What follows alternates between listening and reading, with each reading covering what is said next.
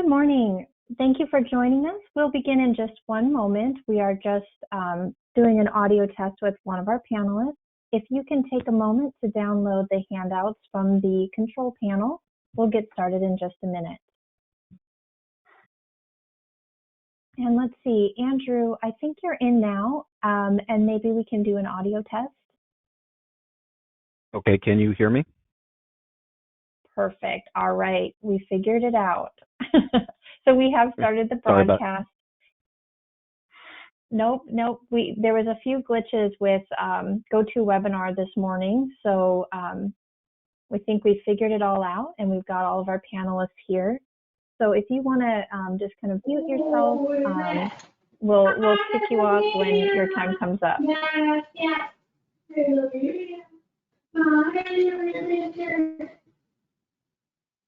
And I'm hearing a little bit of background noise, so if everyone can mute themselves.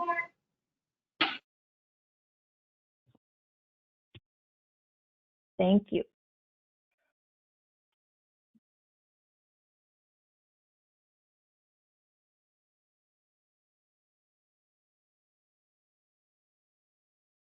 All right, so while we get everyone, folks are still entering the webinar here, so we'll get started in just a minute. But if you can click on the handouts portion of your control panel, you'll see that there's a PowerPoint, a tax prep checklist, our CalEITC informational guide, and a social media toolkit. So if anyone's having a hard time downloading those, they're also on our website, and I will share that information in the slide later. So I'm seeing a few questions about that. And I think now that folks have logged in and some of the tech issues have been handled, we'll get started. So good morning, everyone, and special thanks to everyone who's joining us today to bring us accurate information and helpful resources that are aimed at transitional age youth and their supporters that will help them file their taxes for free and to receive full cashback refunds, including their stimulus checks that they may not have received. So we are so thrilled to have you all today, and thank you for joining us. As I mentioned, today's slides can be downloaded in the handouts section of the control panel. If you have questions this morning, please type them into the questions panel and click send. And all of today's materials will be recorded and posted on our trainings page on our website. So today's agenda, we have a lot of critical information to cover. We're going to talk about the Earned Income Tax Credit and any updates to the tax law. We're going to talk about how we can help transition age youth prepare and file their taxes. We'll go through some specific situations and scenarios that are common for first-time tax filers, transition age youth, and folks who just in general are newer to the tax process and may not understand all of the tax language and jargon, and we can help navigate them through that. And then finally, we'll have questions and answers at the end. So please do not be shy. Please put your questions into the panel. This will all be recorded. Today's panelists, we have Alexis Berries, who's an advocate with John Burden Advocates for Youth and going to share about lived experience filing taxes. We have Andrew LePage from the California Franchise Tax Board, who's going to share all of our 2021 tax season information. Myself, I'm Anna Johnson with John Burden Advocates for Youth, and this financial health is part of our health team initiative. And we have Carla Macias from Santa Clara County Social Services Agency, who will be talking today about a pilot that she's working on to serve transition age youth and getting them tax support and setting up a VITA site. So just to kind of frame today's discussion, we really do need your help, and we're so glad that you joined us today.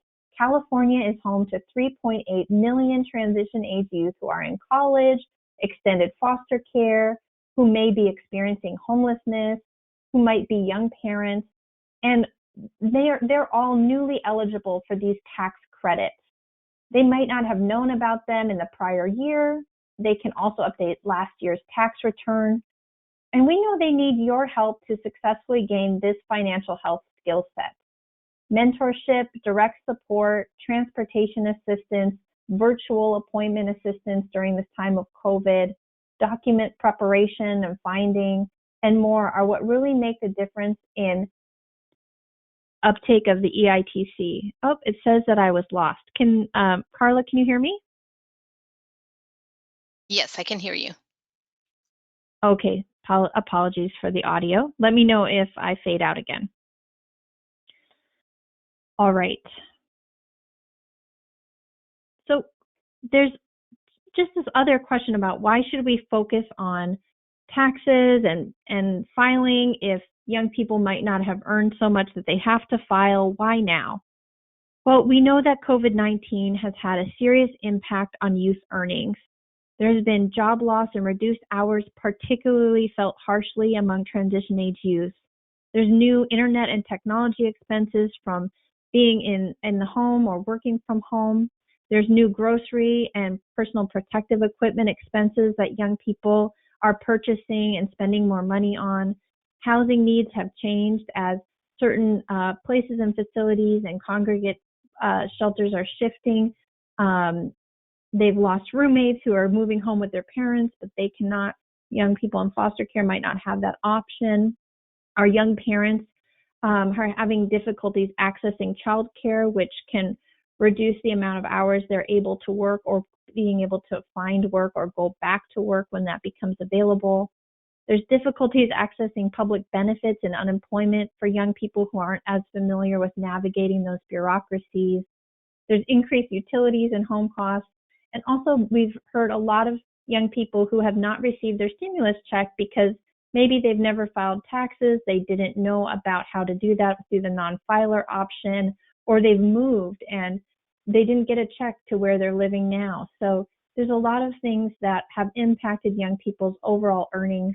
And this is a great concrete step that we can take to get some of those earnings back, to get money back into their pockets.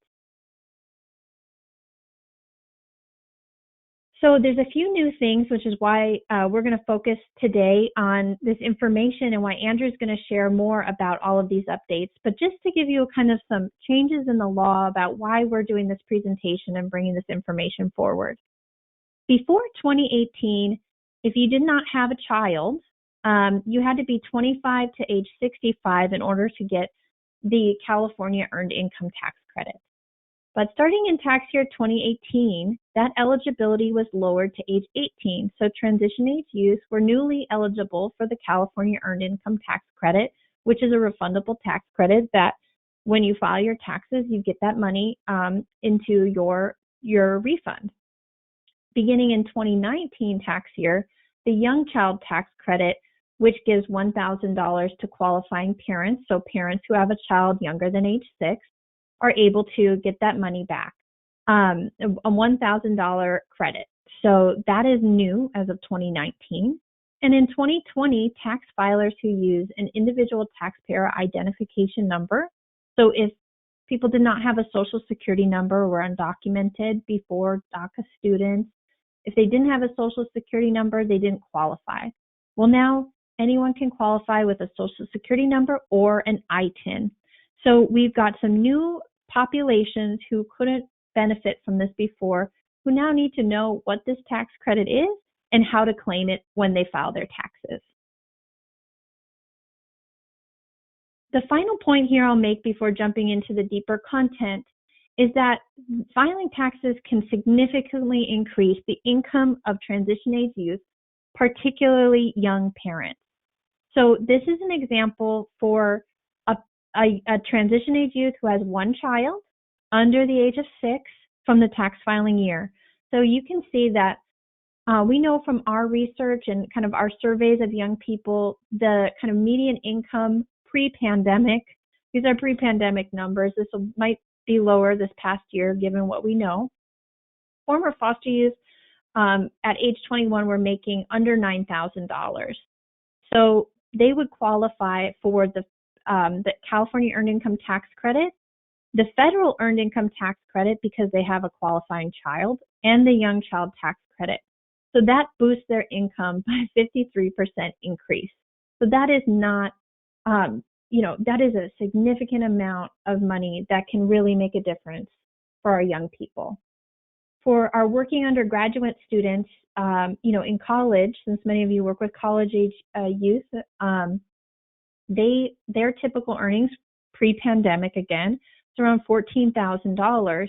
So again, if they have one child, they're qualifying for the Earned Income Tax Credit, the California Earned Income Tax Credit, and the Young Child Tax Credit, which again is a 34% increase to their overall earnings. So you see, this can make a big difference in the total income of our young people. So that's why this kind of matters. And I want to now kind of give a little bit perspective, a little lived experience and perspective from our advocate, Alexis Berry. So Alexis is a full-time employee with Uplift Family Services, where she provides clinical services to families and youth involved in the child welfare system. As a former foster youth who spent over 18 years in care, Alexis has become a lead advocate with John Burton, Advocates for Youth, working on various policy issues that directly affect our young people in care today. Since 2012, Alexis has advocated and supported policy passing and implementation alongside JBay. And Alexis's work led Governor Jerry Brown to appoint her to California's Homeless Coordinating and Financing Council in 2018, making her the first formerly homeless youth to sit on the council. So Alexis is going to talk to us a little bit about, her experiences being a first-time tax filer and what that was like. So good morning, Alexis. Thank you for joining us. And if you could start by sharing, what was it like the first time you filed? Yeah, hi, good morning, everybody. The first time that I filed, it was extremely foreign to me. I didn't have a clue on what I was supposed to do. I sought out support with this process through a trusted individual, a trusted adult individual who I thought could support me in this process. But unfortunately, it didn't go as planned. And so my first time going through taxes, like I said, it was extremely foreign to me. And excuse me, I'm sorry, my computer is just lagging a little bit here, so sorry if I'm cutting out, you guys. So computer. And we can hear you just fine. Can you guys hear me just great? Okay, sorry about that. So I sought out support with this process through the trusted individual who I thought, was a family member, only later to find out that I had filed my taxes incorrectly. And so with this, the complexity of my taxes came from having W-2 and 1099 forms combined, which wasn't really explained to me through any process that these were different types of tax, there's different types of filings. And so the income, I didn't know exactly how to claim certain expenses and deductions. I didn't have the proper tools or education to conduct filing taxes on my own. And that was really hard. I didn't have a VitaSite or any experts to support me through this process. And the outcome was extremely unrewarding and unfavorable to me. Since my first time filing taxes, it has been a consistent challenge to get out of the financial debt that it caused me. For the last 5 years, I've owed back taxes, and this overwhelming debt continues to grow. I even filed bankruptcy thinking that it was the solution, only to find out that taxes are exempt from any financial debt. And here I am now at 27, and I'm coming to understand that, what taxes are and what to do to avoid further debt accrual, and the importance of early education around this subject. It's the most important thing that I've learned, the most important thing that I feel like I've learned is that federal and state taxes are different, which I hadn't a clue that they were. Thanks for sharing that, Alexis. I know it's hard to kind of find out that something's been done incorrectly. And I think one thing we'll talk about today is that young people can amend prior year's tax returns, get that correction, and also get some legal support with addressing any of these issues. A lot of legal aid supporters do provide this type of service. So if you're working with a young person who has a similar experience to Alexis, let us know. We'll get them connected for some tax support services. So now we're in a different world. Alexis, you know more about the tax credit. So why are you excited about these different expansions to the California Earned Income Tax Credit? Yeah, so I'm most excited that there is identified help with this very complex thing that even adults struggle with. As I mentioned before, I didn't have the tools or the education to properly prepare myself. If the adults supporting foster youth directly from the free VITA tax services and free online services to use, for tax preparation tools, there would have been less of a chance that there'll be less of a chance that other foster youth will have to experience the additional stressors along with everything else in life. They'll be able to file their taxes with trained certified volunteers and, confidentially file their taxes and hopefully not go through what I went through. Thanks. And just a question, there were some stimulus checks that were sent out from the federal government. Were you able to receive your stimulus checks because you had previously filed taxes, or did you have to go through a non-filer website of the IRS, or how did that happen for you this year? Good question. So I did not receive a stimulus check because of what you mentioned earlier. One of the things is the change of address.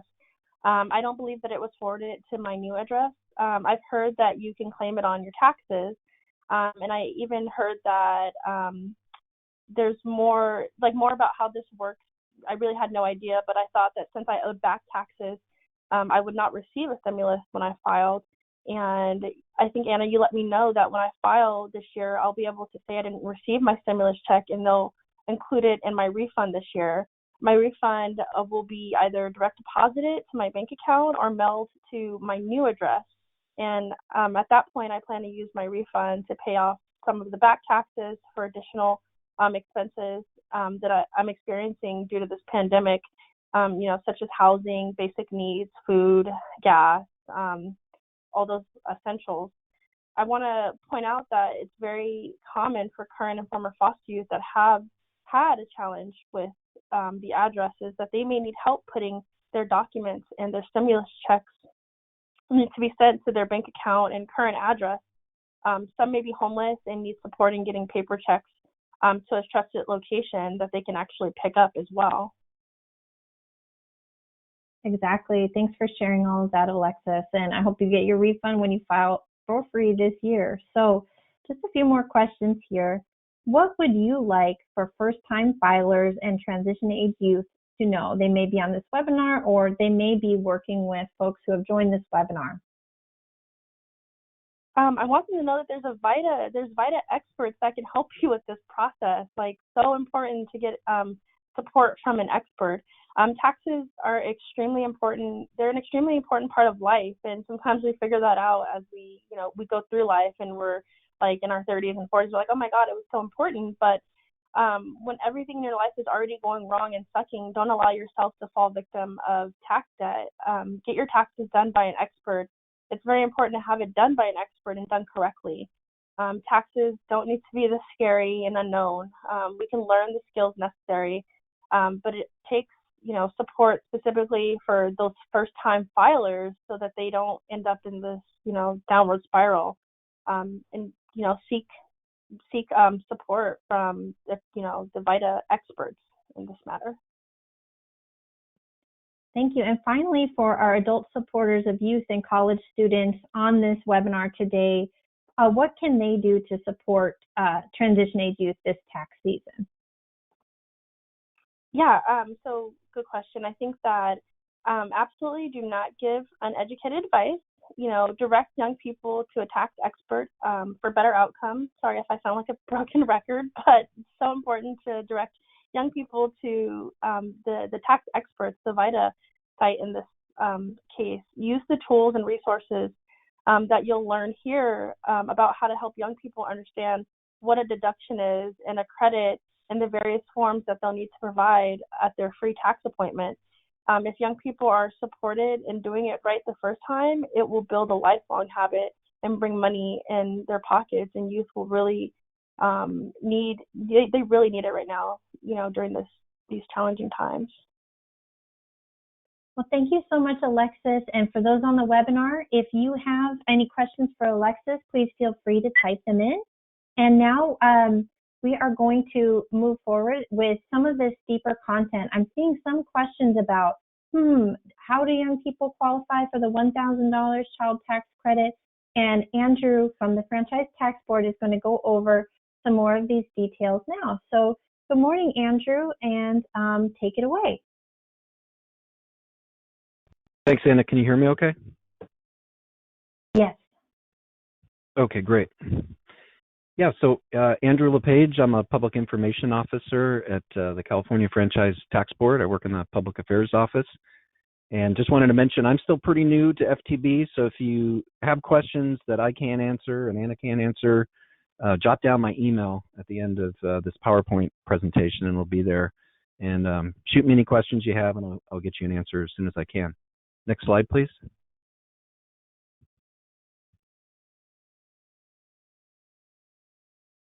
And there might be a lag.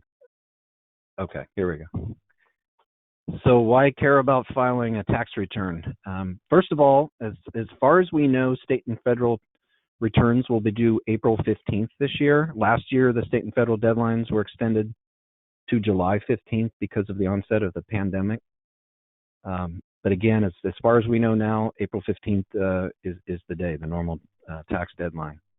So if you have a job, you likely pay taxes during the year, and this is called withholdings. If you had too much withheld during the year, you may be due a refund. And when you file your state and federal taxes, you may be able to claim a refund. So technically, you might not have to file based on your income, but it would behoove you to do so. If you happen to owe something, it's important to pay on time to avoid penalties. Another great reason to file your taxes, even if you don't technically have to, is you might be able to claim tax credits that could put hundreds or thousands of dollars in your pocket. And that's what I'll be talking about today. Next slide, please. So what are these credits? The California Earned Income Tax Credit, or CalEITC, the Young Child Tax Credit, and the Federal Earned Income Tax Credit are so-called refundable tax credits that either lower the tax owed or provide cash back. And combined, they can be worth hundreds or thousands of dollars for individuals and their families, depending on income and the number of dependents. You won't get any of these credits if you don't file your state and federal tax returns. And again, these can be worth hundreds of thousands of dollars, and I'll kind of show you in a few slides how that plays out. Next slide, please. In terms of some of the CalEITC basic eligibility requirements, these are the basics we stress in our outreach, our marketing material. I should point out that in terms of the age requirement, CalEITC differs significantly from the federal EITC. Those who claim the federal credit without a qualifying child must be at least 25, but under 65 years old at the end of the tax year. However, for both the state and federal credit, the age limitation does not apply for those with a qualifying child. Next slide.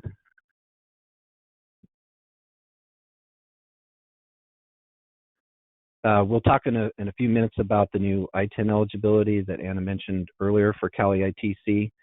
And a broader acceptance of Social Security numbers. It doesn't matter how long you work during the tax year, but you must live in California for more than half of the year, at least 184 days, again, to qualify for CalEITC. Next slide, please. Just a quick history, CalEITC was created in 2015 as a supplement to the federal EITC, and the program has expanded considerably in recent years.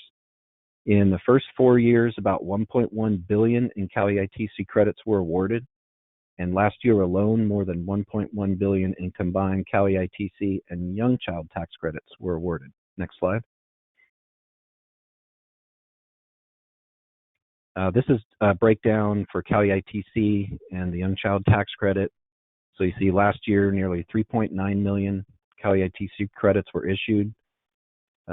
For $737 million, almost 430,000 Young Child tax credits were issued, totaling more than $389 million. So again, it all added up to the state awarding about $1.13 billion in CalEITC and Young Child tax credits combined for tax year 2019. The number of credits issued last year was up 84% year over year, and the total dollar value, when you include the Young Child tax credit, was up 184% year over year. And that spike was due to the addition of the Young Child Tax Credit, an increase in the maximum qualifying income, and a larger credit for some taxpayers compared with the prior year. Last year's average CalEITC only credit, so excluding the Young Child Tax Credit, was $191, and the average Young Child Tax Credit was $907. Next slide. Yeah, here we are. So moving away from the big picture toward the individual level, here are some of the limits and the maximum credit by family size for the state and federal EITC. You see the maximum income someone can have and still qualify for CalEITC in the federal EITC, and the maximum credits that can be awarded for tax year 2020 based on family size. So for some people, this can really add up. A family of 3 or more children can qualify up to almost $9,700 in combined CalEITC and federal EITC. And plus, if they qualify for the Young Child Tax Credit, which isn't shown on this table, that could be as much as $1,000 more. So by maxing out everything, you'd be looking at more than $10,000 in combined state and federal credits. However, most families don't get that much. Next slide, please. This is just showing the relationship between tax year 2020 income and the CalEITC credit amount. The chart shows the income range for the maximum CalEITC credit based on family size. So initially, as income climbs, so does the credit, but then the credit peaks and phases out as income increases to $30,000. This is all taken straight out of the CalEITC credit table that's in the instructions for the form 3514. That's the CalEITC form. And if you look at the top 2 lines for filers with either 2 or 3 plus children, you see the maximum credit tops out when annual income reaches just under $8,000. So you can see that those getting the maximum credit have very low incomes. Next slide, please. So here are the basics of the Young Child Tax Credit, which was introduced last year for tax year 2019. You have to, first and foremost, you have to qualify for CalEITC, and you have to have at least 1 child under the age of 6. And the maximum Young Child Tax Credit award per filer is $1,000. And as I said, the average is last year was around $910. And like CalEITC, the Young Child Tax Credit phases out as income rises. And the next slide will illustrate how this phase out works. Next slide, please. This slide shows how filers who qualify for the Young Child Tax Credit will get the full $1,000 credit if they earn between $1 and $25,000 in the tax year. And then for every $100 that's earned in excess of the $25,000 threshold, the Young Child Tax Credit declines by $20. So the downward slope there at the end of the chart is just showing how as income moves toward $30,000, you're gradually ratcheting down to 0. So with the Young Child Tax Credit, you actually get 0 if you earn exactly $30,000. Next slide, please. Just a quick detour to the federal EITC. This is basic information, and you can find plenty more at irs.gov/EITC. As you see there in the second bullet item. The federal EITC is much older, enacted in the mid-1970s, and as we saw in the earlier slide, its income limit is significantly higher, up to nearly $57,000 this year. According to the IRS's website, the federal EITC refunds by law won't be issued before mid-February. And just to note, FTB began accepting tax returns on January 4th this year, and it doesn't hold CalEITC refunds. It issues them within the same time frames as any other refunds. It can be within a couple of weeks for those using direct deposit. Next slide, please. Back to the California Earned Income Tax Credit. This slide shows the share of CalEITC credits awarded that fell into each of these 5 buckets based on the amount of credit received. So if we add up the first 2 bars, we see about 87% of the number of filers receiving CalEITC got an award last year of less than $500. You add up the next 2 bars, you get about 11%. And finally, who are receiving anywhere between $500 and almost $2,000. And then that last bar there, less than 2% of those receiving CalEITC and the Young Child Tax Credit got $2,000 or more in combined credits. So percentage-wise, it doesn't sound like much, but note that that represents 68,000 tax returns and substantially more family members behind those returns. So it's like a mid-sized city worth of folks getting 2,000 or more in combined CalEITC and Young Child Tax Credits. Next slide, please. Anna hit on this earlier. What's new for this year, the new eligibility for taxpayers who file their return with an individual taxpayer identification number, or ITIN, has received most of the attention. But the enabling legislation also removes the past requirement that a Social Security number used to qualify for CalEITC must be quote unquote valid for work. That is no longer a requirement. So now if you have a Social Security number, you'll be able to apply for CalEITC. Next slide, please. Here I'm just emphasizing that the process is the same for those filing with a Social Security number as an ITIN. FTB treats ITIN filers the same way as any others filing their state tax return. FTB might occasionally seek to verify a taxpayer's identity and eligibility for the credit by requesting a copy of a Social Security card for a filer using a Social Security number, or a copy of a passport, or some other identifying document for an ITIN filer. But again, the main takeaway here is the ITIN filers and those using the Social Security number are treated exactly the same. Next slide, please. This is something we've been asked about a lot since late last year. So taxpayer information is confidential, period. And FTB does not share taxpayer information with any federal or state agency for the purpose of determining someone's immigration status.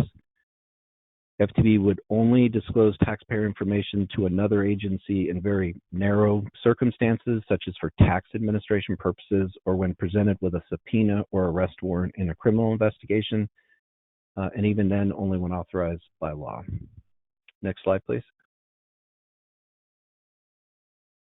The good news about most of the filers using an ITIN is that they file electronically, we've seen, and the software will likely ensure they claim CalEITC and the Young Child Tax Credit.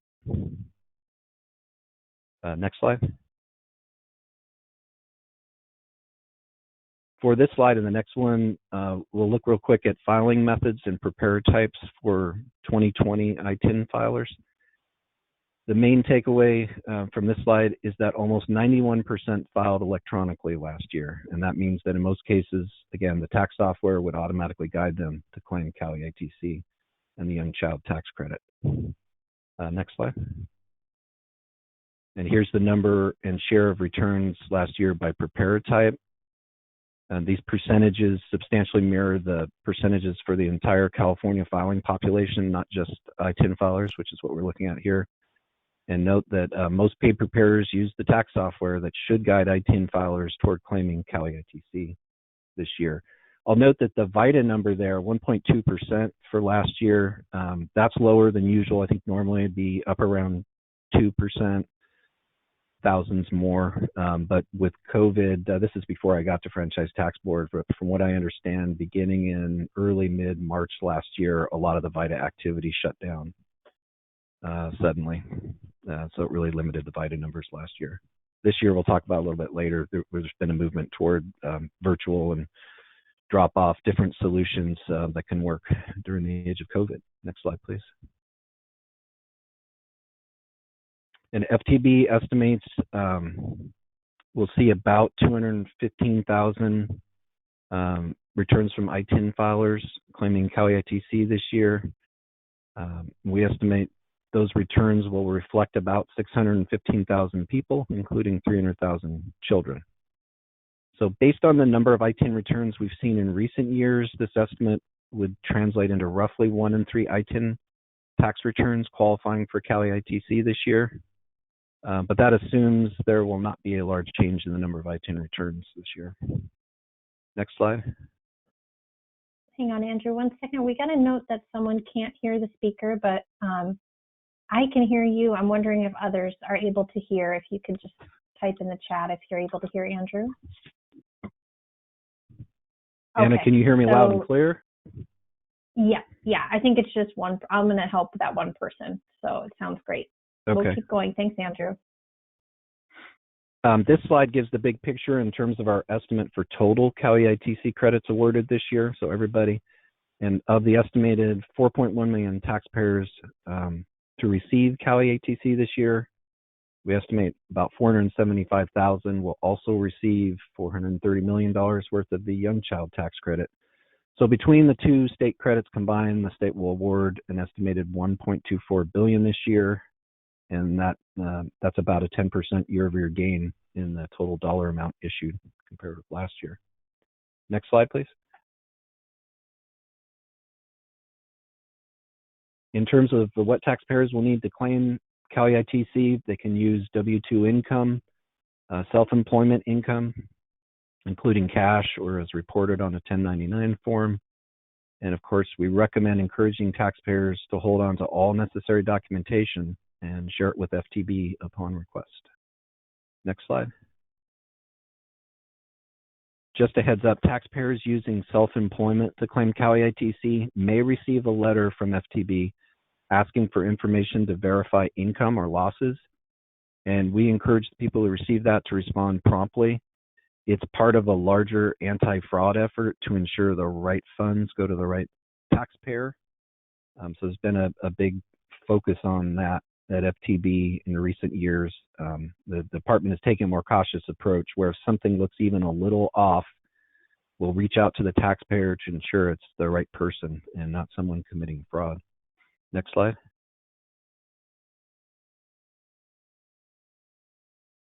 Should be the one,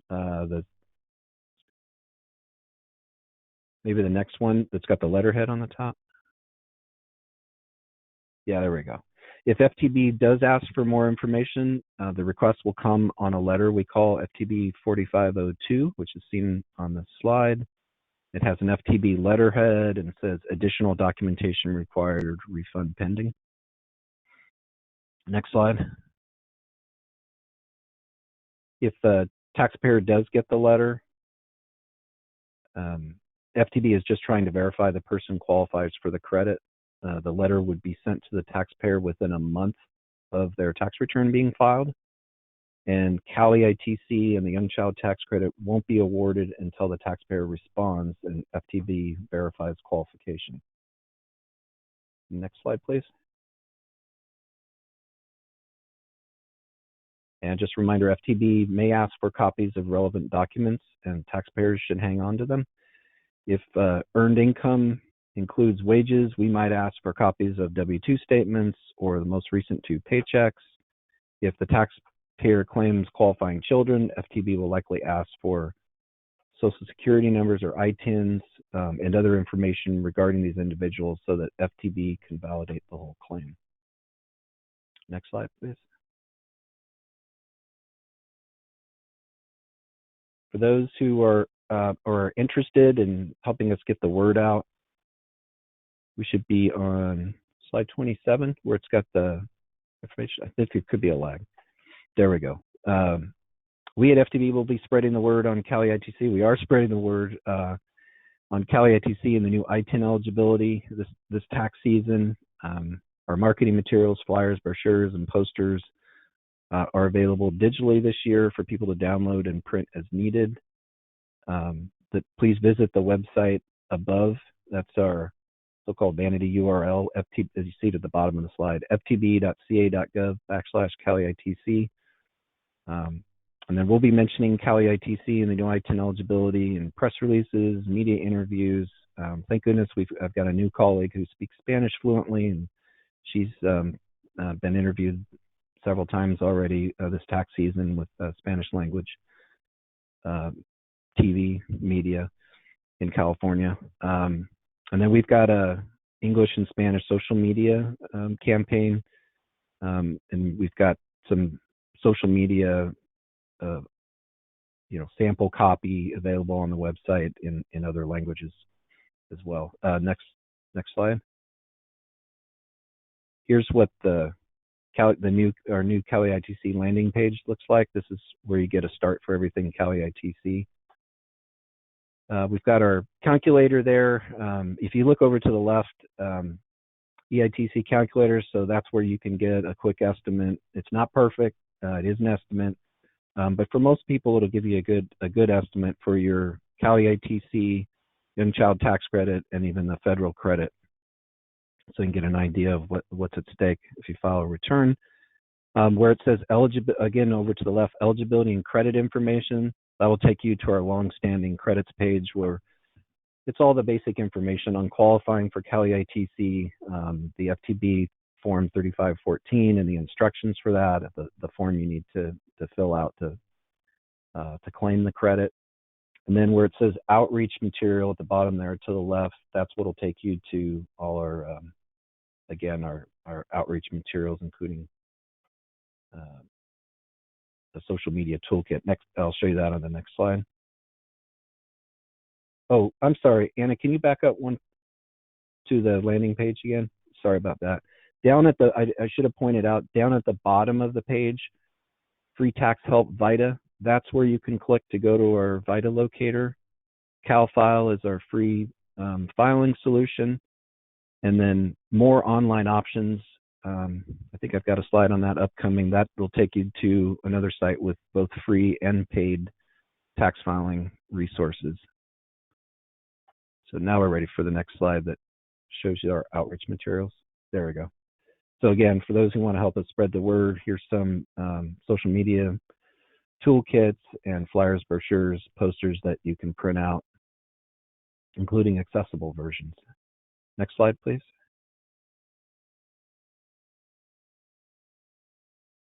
So the IRS's volunteer income tax assistance, their VITA program, provides help in communities around the state. So the basics are you earn $57,000 or less as a general national guideline, have disabilities, speak limited English in terms of qualification. And again, a good place to visit for information on VITA and a locator, a good locator tool is irs.gov/VITA. And then we have the same, it's a different locator tool that's similar, and it's based on the IRS information at ftb.ca.gov. You can search VITA, or you can go to that CalEITC landing page and go from there.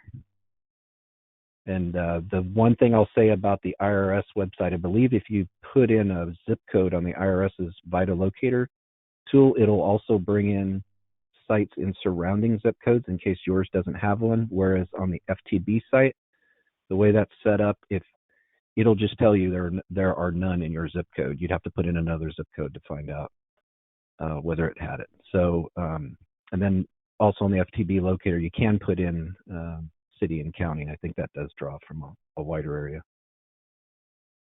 Next slide. Yeah, so here's FTB's VITA page, which is what comes up when you choose Free Tax Help VITA at the bottom of the landing page that I showed you.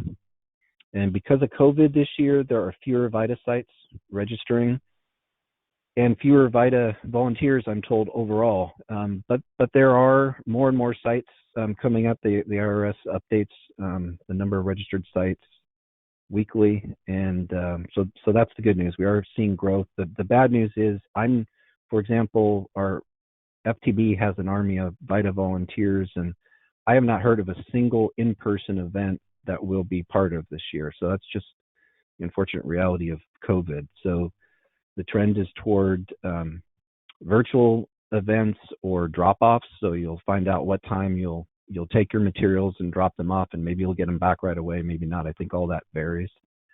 So I would just encourage people to use the VITA locator tool, find the sites, call them before your appointment in case there have been last-minute changes. Things can get pretty dicey, during the pandemic in terms of closures and that sort of thing. But there is VITA tax help out there. It's just going to be different this year. Not anywhere near as many in-person events. Next slide. And this is FTB's File Online page that you also can get to, as I pointed out, from the CalEITC landing page. It's what pops up when you click on More Online Options. So there's a lot on this page, but it includes some free options, including FTB's Cal File and the IRS's Free File, and options some options such as TurboTax that may charge a fee. And there's a link to a page that allows you to search for tax professionals authorized by FTB and the IRS. Next slide. Okay, so now we get into the new state healthcare mandate. And this is not my specialty, but we needed to cover this. And the good news is that a lot of the folks who will qualify for CalEITC will also qualify for state financial help with the state healthcare mandate. As you can see on this slide, it's estimated that more than 1 million uninsured Californians are eligible for state help with the premiums. It even includes help for some middle class folks. For information on coverage options and financial help, visit coveredca.com, as you see there at the bottom. And note that individuals who receive any premium subsidies must file a tax return this year, 2021, regardless of whether their income creates a tax filing requirement. And just a little side note, for people facing penalties as a result of the healthcare mandate, they can reach out to FTB to discuss a payment plan. We don't want to put folks in a financial hardship. So that's something worth pursuing if it's an issue. Next slide, please. This is just showing where you can find a lot of healthcare mandate information, both FTB's healthcare mandate webpage, and note the personal button over to the left is what you'd want to click on there. And then as well as Covered California's, coveredca.com. And ours is, for our healthcare mandate page, I would just go to the main website, ftb.ca.gov, and search for healthcare mandate. Next slide. Again, the good news for many of the people who qualify for CalEITC is that they will also qualify for an exemption to the penalty because of their income. The penalties start with tax year 2020, so state returns filed this year, and FTB has a penalty estimator on the main healthcare mandate page. You click that personal button, and it takes you to another page with a link to our penalty estimator. And exemptions to the penalty include, as you see here, income below the tax filing threshold, healthcare coverage considered unaffordable, and if you have a short coverage gap of 3 consecutive months or less. Next slide. And this is just, these are some sample penalty amounts for not having coverage. I'll spare the technicalities. The penalties will be the higher of either a flat amount based on household size, meaning $750 for an adult and $375 per child, or a percentage of household income. And, you know, bottom line, it's not too late to get coverage or financial help to pay for that coverage and avoid a penalty on your 2021 state income tax return. So you'll be filing next year. Those without coverage just need to act now. Next slide, please. And none of this is a worry for those who already have qualifying coverage, such as employer-sponsored plans, coverage purchased through Covered California or directly from insurers, Medicare, or most Medicaid plans. Next slide, we're already there. So again, for those of you who have questions, if I can't get them answered later, maybe jot down my email and send me a message and I'll try to get you a response right away. Thanks very much. Thank you, Andrew. We do have a couple of questions that I thought maybe we could answer now and then move into the next part of our presentation from Carla. So I do have a couple of questions that I think you covered, but we could just sort of reiterate here.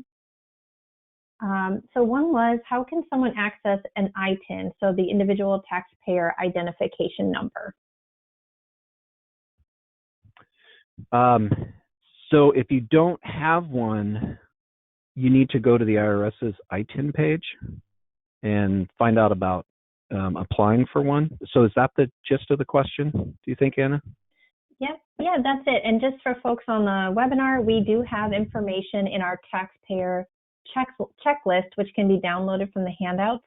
One of the kind of prepare your documents questions talks through and does have that website linked. So go ahead and download that checklist. It'll help you get where you need to go. So the next question is for, I was just going to say, I just double checked. You can just go to irs.gov/ITIN, and you're off to the races with that. But we also have links from our, you've got links, we've got links off of one of our CalEITC pages. Great, thank you. The next question is, for students that are dependent right now with parents and are turning 24, is it better to file taxes or to not file your own taxes? I think that's one we should probably pursue offline because of the different variables, potential variables. Yeah, there's a few things. So if I'm they were happy to working, do they'd that. have withholdings. Okay, great. So the next question is, I'm not sure if I'm understanding correctly. I hear a lot from my youth that they don't file because they didn't work a lot of hours. But even if this is the case, which I'm not sure if that's correct, since they're former foster youth, do they automatically receive the $1,000 for the young child tax credit? Well, so here's the thing. I think I pointed out, I'm not sure if this is incorporated in that question or not, but I'll just repeat it. The amount of time you work doesn't matter. You do need to live in the state for more than half the year, just defined as 184 plus days. But how much time you spent working doesn't matter. It's the income amount, and it doesn't take a lot to qualify for some CalEITC. And the two main qualifications for the young child tax credit are, A, did you qualify for CalEITC? And if the answer is yes, you're well on your way. But you also have to have a child under, at least one child under 6 at the end of the tax year at issue. So I think it's, you could qualify for a very small, less than $10 California Earned Income Tax Credit, but otherwise, qualify for that and have a child under 6, a qualifying child under 6, and get the full $1,000 young child tax credit. As we saw on one of the slides, if you earn between $1 and $25,000, you get the full $1,000 for the young child tax creded. I hope that helps. Yeah, and we'll take one more question now and then come back to the rest of the questions at the end of the presentation.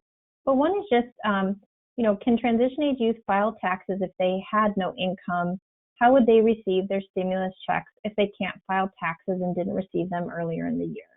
It's kind of a two-parter. So it's the earned income tax credit. You do have to have earned income to get CalEITC and the young child tax credit. You don't have to earn a lot to get something. And again, even as little, I believe, as $1 of California earned income tax credit gets you the full young child tax credit if you otherwise qualify. Anna, do you want to take the federal side of that? Yeah. So in the tax preparation checklist and in our guide that's in the handouts, you can download them from the handouts of the control panel. There are links to the non-filer tax or stimulus check from the IRS. So the IRS has a web page. If you haven't filed taxes, you type in your information there, and then they use that information from that website to cut your stimulus check to you at your current address or through your bank account. So you do have to, instead of it being automated like it is for taxpayers through their information that the IRS already has, you have to go in and take that extra step to put that information into that website. And the link can be found in our guide and in our tax prep checklist. Great, so we will keep answering these questions at the end of the session, and thanks Andrew for all of this information. And now I want to hand it over to Carla Macias from Santa Clara County Social Services Agency, who's going to share with us some of the work that she's doing directly with staff, partners, and transition age youth in Santa Clara County to help them this tax season. Great, thank you, Anna. Hello, everyone. So yes, this year it's been a very exciting year to start us off. So historically, Santa Clara County would refer TAY to VITA sites throughout the county to support with filing their taxes. This has been a consistent ask of our TAY, our peer staff, and social workers. Where do we refer our TAY youth to have their taxes done, and why can't we have this service at the hub, which is Santa Clara County's youth center? Last year, we connected with the John Burton Advocates for Youth, JBAY, and they conducted a training for all TAY supporters that included ILP case managers, our non-minor dependent unit, transitional housing providers, on all the CalEITC benefits and documents needed to prepare TAY to file their taxes. In addition with that, one of our employment counselors from our career development unit, who had been a volunteer with VITA in the past, was able to have VITA come to the hub as a sub-site. The hub had one session, then shelter in place happened. There were some issues encountered by our TAY. Some TAY ended up owing on their taxes instead of receiving a refund. TAY didn't have their financial aid information and were not directed to request documentation from their education institutions. Payments TAY received from the county, for example, the SILT payment, were included when it should not have. And some of our youth found that their prior tax years were not done correctly. So there's a lot of work that needed to be done with that. So this year we are excited to partner with the JBAY in this pilot to become a VITA site here in Santa Clara County. Next slide. So with our pilot this year in Santa Clara County, we have set out some goals. Our first is to disseminate outreach and educational information materials to our foster and homeless youth, provide them with the support to file their taxes by providing access. That would be at our Hub Youth Center. Make sure TAY file their taxes and receive their cash back refund. In Santa Clara County, we have up to about 300 TAY that could potentially be served with this service. JBAY in Santa Clara County provided a list of the different payment types TAY receive from the county to the IRS to confirm what is taxable income. For example, the SILT payment, the Emancipated Youth Stipend, Infant Supplement, Parent Support Plan, and all these foster care payments are not taxable. So number 3, improve VITA tax service volunteer relationships with TAY providers and youth centers. This year, JBAY provided training to our VITA volunteers, social workers, and community partners. We brought them all together to train them on why it is important for TAY to file their taxes, qualifying for EITC, TAY-specific situations like youth and juvenile hall, our foster care youth, joint custody, THP Plus, THP NMD, SILP, and how to help TAY prepare and file. Next slide. So the slide continues with our goals, train staff and volunteers. So in Santa Clara County, we did a targeted recruitment. We sent out the request out to, our TAY supporters, CASAs, transitional housing providers, educational supports that we have here in Santa Clara County. So we cast the net out very wide to try to recruit volunteers. And we wanted to make sure our volunteers understand the population and can assist the TAY youth in a trauma-informed manner. Another goal, promote future county policy for TAY tax filing. The California Department of Social Services sends out all county notices as 1-71 dated December 2nd of 2020. This notifies county welfare departments that the Earned Income Tax Credit, EITC, outreach publications are revised for the given tax year. It encourages counties to disseminate this information to their clients. The ACINs outline potential state and federal tax credit, California tax filers may qualify depending on their income, age, and number of children, if any. For TAY, we want to go beyond this and support them to receive the free VITA tax service. We want to ensure TAY supporters know the tax credits and benefits and provide them with the toolkit to start preparing to file. Our last goal, document efforts and outcomes in hopes to make policy recommendations that will support TAY statewide. As a VITA site, the IRS will be able to provide us data such as the number of state and federal returns, number of returns with child and education credits, the amounts of credits in total and average refunds, and so on. Next slide. So the pandemic has hit so many people hard, and it will continue to affect many financially years to come. With that said, we want our TAY to benefit from the tax credits. Filing their taxes provides them with an opportunity to put additional money in their pockets. In addition, the Hub will provide some financial literacy resources to help guide them in hopes they will put the money they receive to good use in their savings account, pay bills, etc. And as seen on this slide, there is a lot of the information that the link for the John Burton Foundation. They have developed a lot of great, reliable information for our youth. Next slide. So lessons learned so far in this pilot. Number one, definitely plan ahead. In Santa Clara County, we contract out our youth center, the Hub and ILP services. We had to determine who would become the VITA site, either it be the county or our contractor, which is the Bill Wilson Center. I worked closely with our county council to determine this, and it was recommended to have the Bill Wilson become the VITA site. County council continued to support us to ensure we followed all IRS guidelines, both with the technology and our processes. Have clear expectations. As I mentioned earlier, we recruited TAY supporters through CASAs, transitional housing case managers, other education supporters here. We cast the net out to have them become VITA volunteers for our site.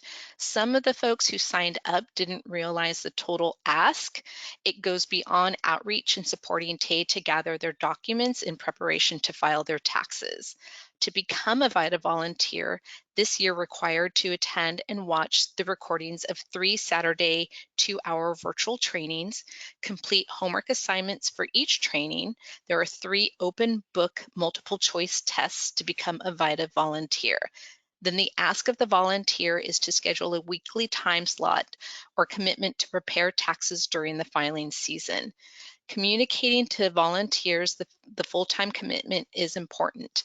After the first year, volunteers retake the exam with any tax changes since the prior year. So it is the first year training commitment that then yields future experienced volunteers. It is very important to have a strong core team. Here in Santa Clara County, we have a really strong team. We have Anna Johnson. We have our intern manager from Bill Wilson Center, Jessica Nunez, and the county, our ILP analyst, Patricia Martinez. And in addition, we have a lot of support from our regional IRS rep and the United Way Bay Area to help support us with this project. And also address tech barriers. Have a tech guy on your side. We are receiving incredible support from the Bill Wilson IT. They've been working with our county council to ensure we are meeting all IRS guidelines, especially for our virtual appointments. We are purchasing Google Docs and DocuSign accounts for the months of tax season. The Bill Wilson IT will train our volunteers with how to use the technology. We are receiving support with creating the workflow and processes for the 3 different tax services we are providing. So here, it is our first year doing this. We are being a little ambitious. We will be providing one-on-one appointments. Our Hub Youth Center is open right now for essential services with limited capacity. So we feel that we can do one-on-one appointments as we follow all of the COVID guidelines for our county. We will offer the drop-off and pickup. And then we will be also providing the virtual appointments, and we're hoping that that can support our out-of-county youth. Our first day of this service is February 20th. We have already have youth signed up for this for that day. And on the 20th, we will be providing the one-on-one support. So like I said, we have youth already signed up to do this one-on-one in-person tax preparation. We're not really sure if this is due to the youth having technology barriers, so that's one thing that we will find out. Many of our volunteers have signed up to do the virtual tax preparation, so we definitely will, encourage our young people to take advantage of that tax preparation avenue. So we hope that we can get more of our youth served that way.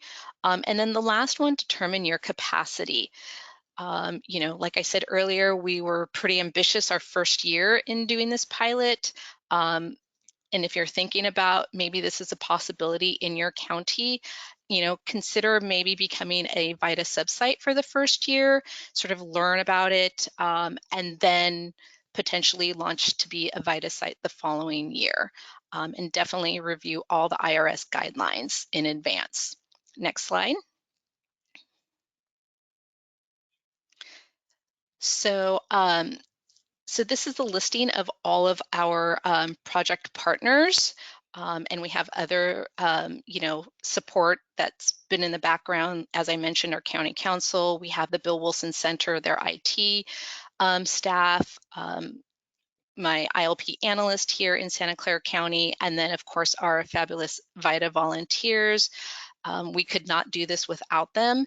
It has definitely been a group effort this first year, so we are excited to report back later on how we do this year and supporting our youth to file their taxes. Thank you.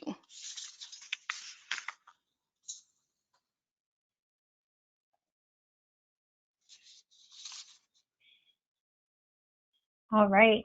Thank you, Carla. And do you want to go ahead with this, the next set about the ways to help take claim the CalEITC?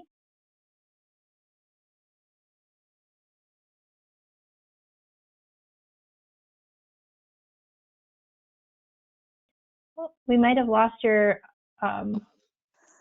next slide. audio. Can you hear you? Yes, next slide.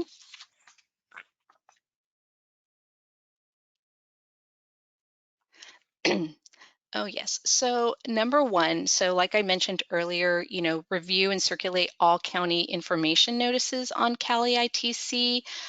There's been, the different ICINs that have been sent out to all child welfare departments. So definitely, send those out, send out the information. There is,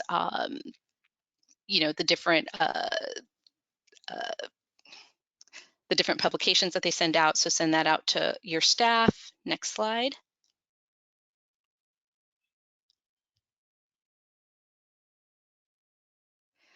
And again, review and share JBay's CalEITC guide. This has been really helpful. JBay did it, like I mentioned before, JBay has done trainings for us, and it really outlines, the publications outline, step by step on how to support our young people, what to support them in getting ready to file their taxes. So this has been very useful for us. We are sharing this information on our social media sites through the hub. We have our hub Facebook, our Twitter account, so we're definitely sending that all out to everyone. And also what has been nice, JBay also did a recording for us from a former foster youth to send out on our social media as well, encouraging young people to file their taxes and take advantage of the hub becoming a VITA site. And we are definitely, again, putting this out, department-wide to all of our social workers, our partners, and just really getting the word out, because as I mentioned earlier, we have up to 300 youth that could potentially receive this service. Next slide. So yes, help prepare to file their file with their checklist. So this is a great tool to use to go step by step with your young people to help them start preparing, getting things in advance. So when they do come to their tax appointment, they have everything there ready to go. So we don't have to go, have them go back and get other information. So it's definitely a free, reliable information that is accessible on the John Burton Advocates for Youth website. Next slide. So dedicate time. So definitely, really support your young people, make sure they have everything that they need. Tax season is between February 12th and April 15th.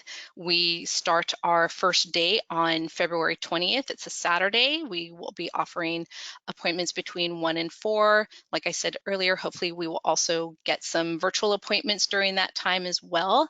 So, definitely, we're really excited about this to serve our young people.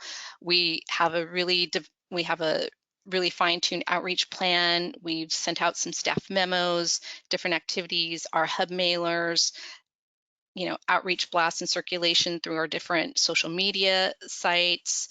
And we've put out to everyone what is our days and times of operation and the different methods of how we are providing tax preparation appointments. Next slide. All right, then since we are an official VITA site, there is the link on the IRS that provides, that has us as the VITA site. So definitely our youth can go ahead, and if any foster youth in Santa Clara County, if they go to this website, they will be able to see that the VITA, that the hub is a VITA site. In Santa Clara County, we will, as the IRS has this on their site, for youth to come into the hub, they have to be a hub member. So we will have to determine their eligibility, which is very, either they've been a current or former foster youth. So we will check eligibility and then they can come in and receive the service. Next slide. So integrate information on CalEITC into existing TAE programs and services. So definitely, there's so many different ways you can do this. In the foster youth case plan, you can put this as one of the goals in their TILP. Credit history checks or credit report reviewing. Here in Santa Clara County, we work closely with the Legal Advocates for Children and Youth, LACY, which is the attorneys that represent our youth in court. And I have a designated staff that helps support with credit checks. So we definitely have that. And especially now, with the tax season, if any youth, has any suspicion that there's been any fraud on any of their accounts, we can definitely help support them with that. In the CFTs, definitely that can be brought up, in advance, helping youth to know ahead of time, get them ready, start preparing them, to prepare for their tax filing. This, again, be done in CFTs, TDMs, the 90-day transition plan meetings, and our parenting youth conferences that we have here in Santa Clara County.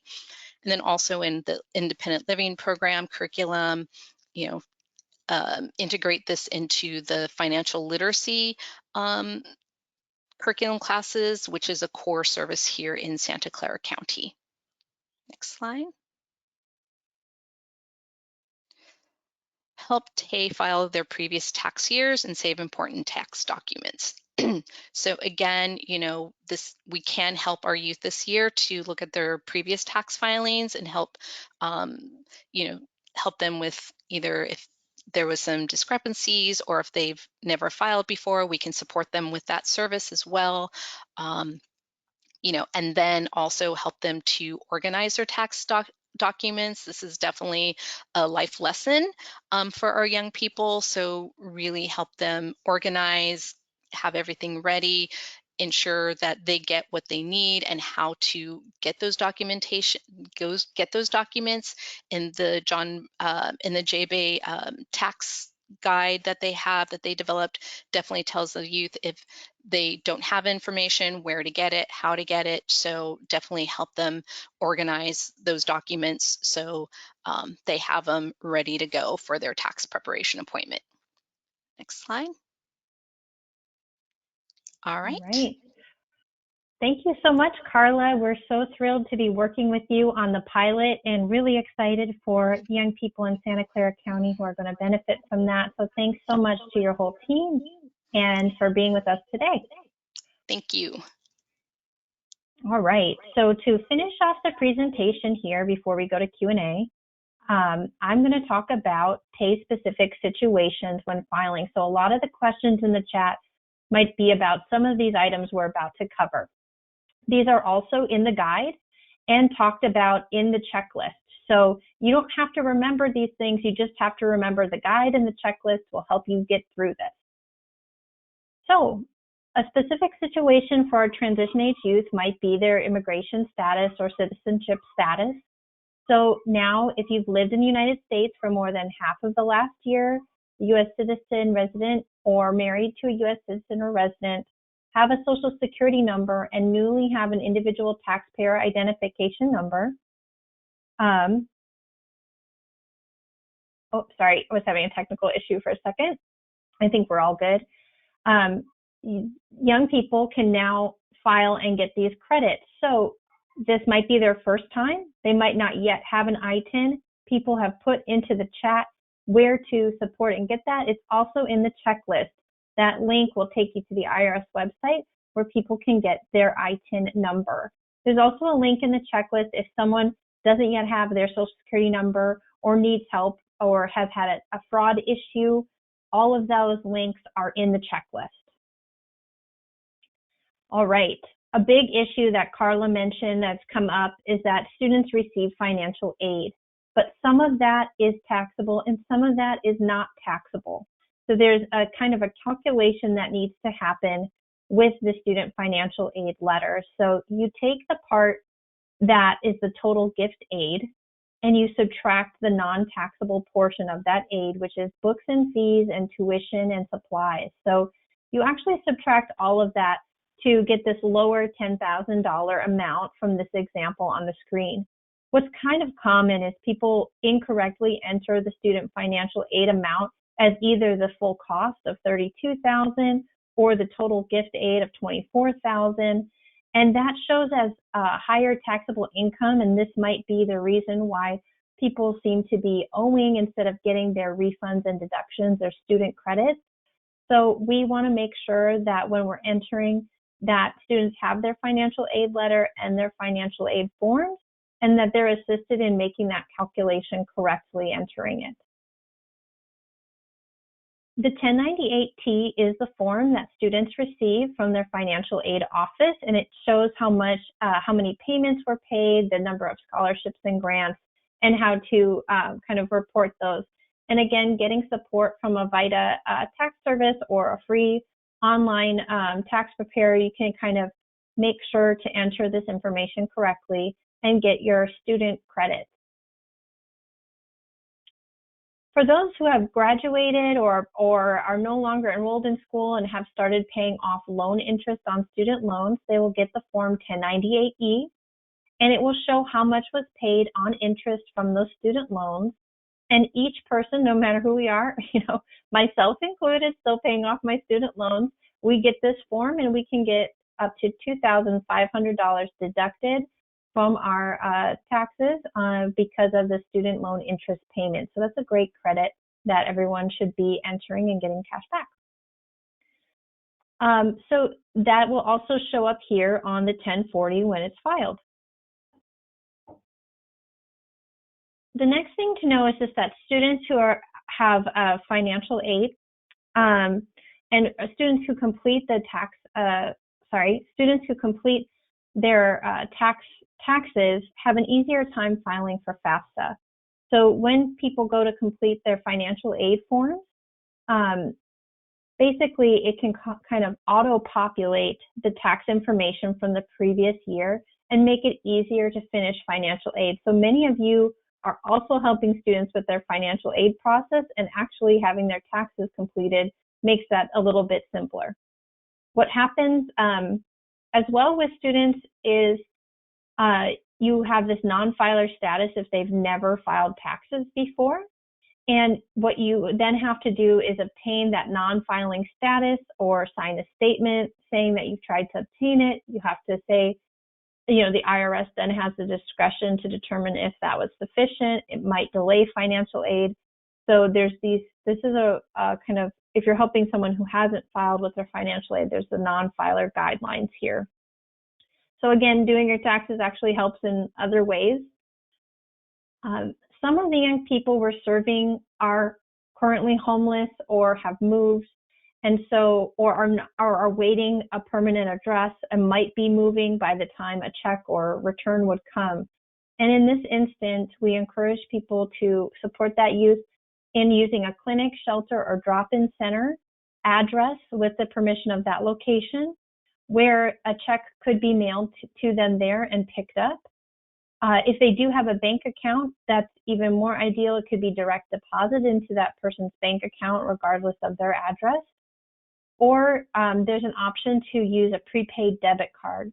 So if you're working with any young person who is homeless, who might want to get this money but isn't sure the best way to do that, please check out our checklist that walks through those options. For young people in a juvenile hall or in detention, they're still allowed to file and get these refunds and credits.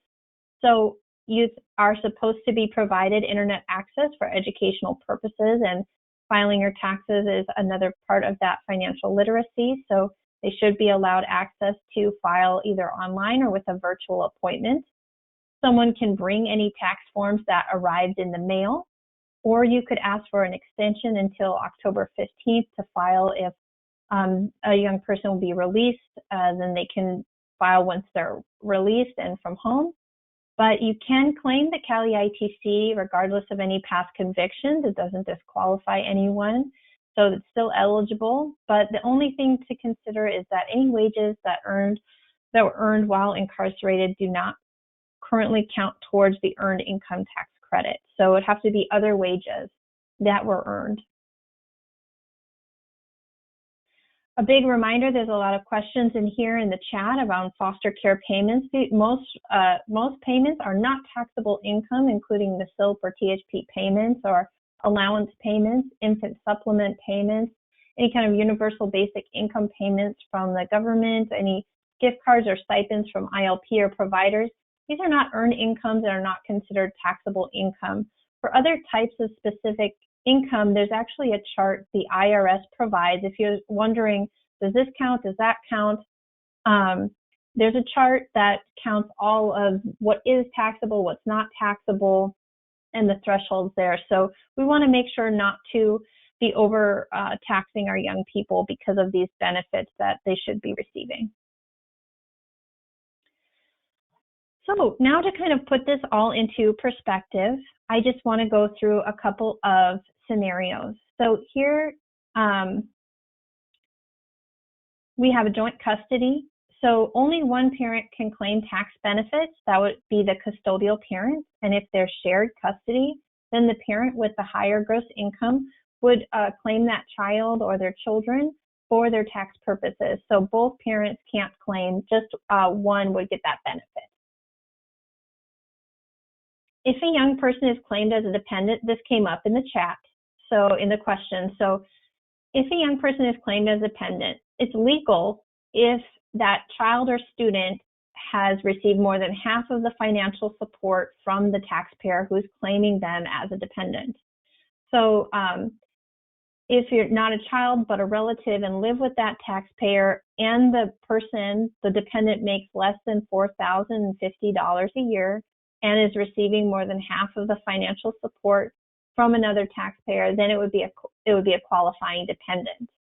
So there's some questions. If you're not living, if you're not receiving half of the financial support, but someone's claiming you as a dependent, then that's actually a problem, because you should be claiming and filing for yourself and be getting those credits yourself. So what will happen if someone's claimed you is when you go to file, that youth or student will have their taxes declined. And so what you have to then do is submit it by mail. The IRS will look into the case, and you can also contact the IRS identity theft number. Foster youth, former foster youth are more vulnerable to this because more people have come into contact with their personal documents. And so we do encourage people to get support from legal aid, from attorneys, and from others, and to navigate the IRS website if someone else is claiming you and shouldn't be. All right, so just to wrap up our presentation here, I'm going to quickly go through some scenarios. So first we have a student named Brenda, who is 23, has an income of $4,000 from a part-time job, receives financial aid, and has no children. So the questions here are, is she legally required to file state taxes? Is she eligible for the CalEITC? And if so, how much could she get from it? So here's the answers. Currently, Brenda does not earn enough to have to legally file for taxes. Her earning is below the mandated filing threshold. So the total taxable amount of her tuition and her part-time job still are below that filing threshold. So she does not have to file, but she should file because she would qualify for the California Earned Income Tax Credit because she's earning less than $30,000 and even less than that $25,000. Oh, sorry, that's for if you have a child. But if she's filing, and then there's also some student credit she would qualify for, maybe a renter's credit, and she'd get anything withheld from her job. A lot of that would be coming back from her that was withheld in taxes. So she should be encouraged to file, and she most likely will receive some amount of a refund. So she could get up to the CalEITC total. Another example is for Joe, who is 19 years old, has $12,000 from a part-time job and receives a SILP payment, does not have any children. So is Joe legally required to file taxes, and would he qualify for the CalEITC? So again, his earnings threshold is below what is legally required to file, so he does not have to file, but he should because he would qualify for the CalEITC, and he could get some of that in a refund. Again, the SILP does not count towards the taxable income and shouldn't be counted. And our final scenario here for a parenting youth. So Charlotte, age 24, has $22,000 per year and has one 3-year-old who lives with her for the entire year. So the question here is, would she get the CalEITC and the Young Child Tax Credit? So again, her earning threshold is below the threshold for a parent with a child for the earnings, so she doesn't have to file. But again, she could get thousands of dollars if she does file. So she's eligible for the CalEITC because she's earning less than the $30,000, and again, up to $25,000, she would get that $1,000 maximum benefit. She could get $1,600 from the CalEITC and $1,000 from the Young Child Tax Credit. So we should definitely be working with our parenting youth to support them in these tax credits. The final thing that I'll share with you all today is that there are a few more ways to help transition age youth get money into their pockets and be supported throughout this pandemic. John Burton Advocates for Youth is working on a number of proposals that would address housing, support with children, and homelessness for our transition age youth. All of these links are active budget requests that John Burton Advocates for Youth is asking for support. And many folks on the call today have already signed on to support these requests. So we're asking for additional housing. We're asking for an extension to the infant supplement to start as a prenatal benefit in the 3 months prior to the birth of a child. And then we're asking for a state investment to address homelessness among unaccompanied homeless youth. So if you can click on those links or join us for those hearings, please sign up, and we appreciate your support. I do realize that our tech issues at the beginning kind of put us behind schedule here, so you can reach out and we'll answer any of your questions.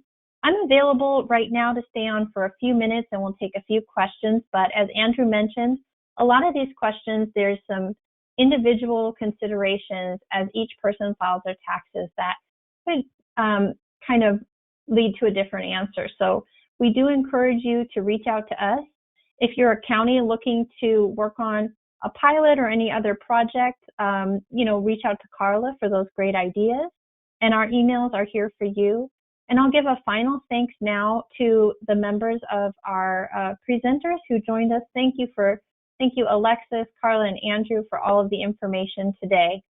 So I will just answer a few questions and then log off at about 5 minutes. So we'll stay a little bit over time today.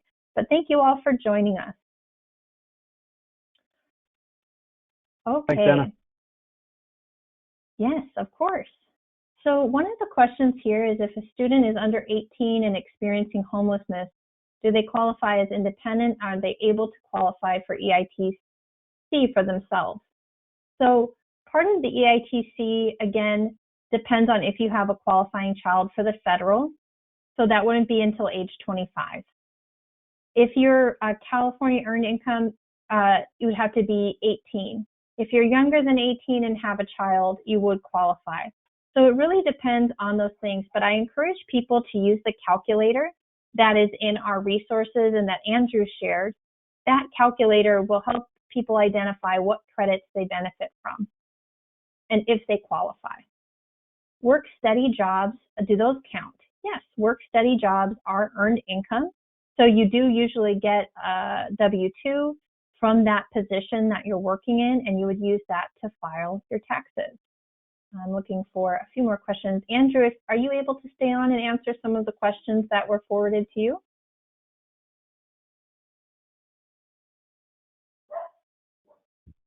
I think so, for a few minutes, sure. Okay, great. So let's see. I think I forwarded a few, but some folks are saying, that because of COVID-19, VITA and other low-income tax prep appointments are hard to come by. So is there anything sort of a tutorial or how to help? Maybe just the main page that has the easy file, kind of Cal file would be the best link. What do you think about that? What's a good way to virtually support young people?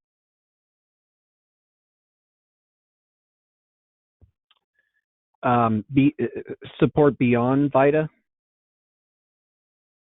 Well, if the VITA appointments, if they're not able to get a VITA appointment, what would you suggest?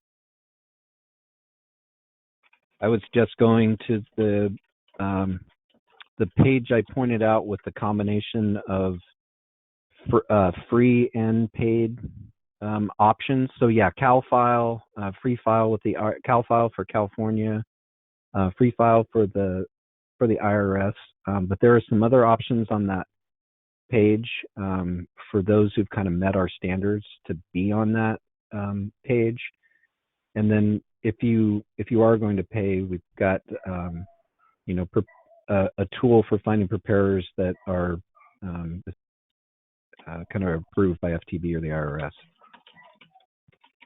Okay, and the calculator is also on the calculator. Those free online filing and paid online filing services are all on the website, and the link and all of the information to access those are in our guide. Yeah, just from our main. Oh, I was just going to point out that from the main CalEITC page, ftb.ca.gov/CalEITC, you can get to the VITA down at the bottom of the page, the link to our VITA information, and then a link to those other online options for filing both free and paid. And then yeah, the calculator is right there on that page too. And within the calculator, it will take you to either VITA or CalFile, which is the free filing solution at FTB. All right. There was a question that the non-filers page for the IRS isn't working, so I will find that and follow up with that answer in our follow-up email from this presentation so that everyone has the active link and ways and directions for how to do that. That's correct.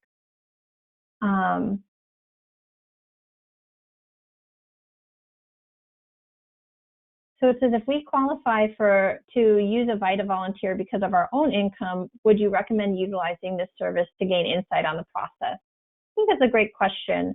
I didn't know about VITA until I think I was about 25 or 26 years old, and I could have been using it the entire time I was a filer. I was a school teacher, and I went to the Women's Center in San Francisco, and they helped me do my taxes for free. And I had paid before that. I didn't know that I could go and get that free appointment, and it was a great experience. And I had all the help that I needed, and I filed, and I would definitely encourage. There's a lot of people besides transition age youth who would qualify for free VITA services. And I think, you know, our low income resource families, other people in our foster care and homeless provider networks would qualify, and we encourage people to use those services. So if they have earned money and are claimed on a guardian's taxes, can they still file their own taxes? So if someone, like, you know, as a dependent, and someone's being claimed by that caregiver, they might still have a job, a part-time job, full-time job, where some of that money might have been withheld. So they could still get some of that IRS withholding back because they are low income as well, but they wouldn't also get the CalEITC, only one person. So that CalEITC would go to the person claiming them, but they themselves could get some money back in their taxes and just learn this important life skill.